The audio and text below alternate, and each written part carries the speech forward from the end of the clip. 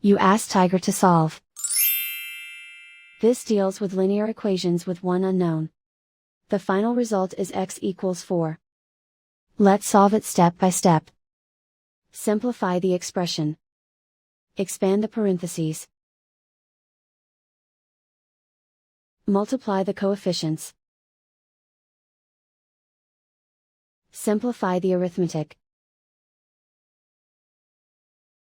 Expand the parentheses. Simplify the arithmetic. Expand the parentheses. Group like terms.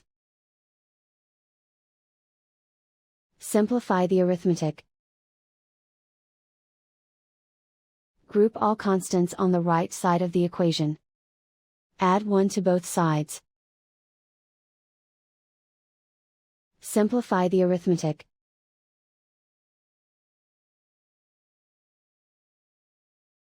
Isolate the x.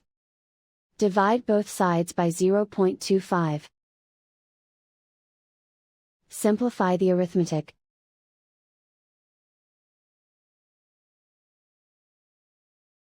And so the final result is x equals 4.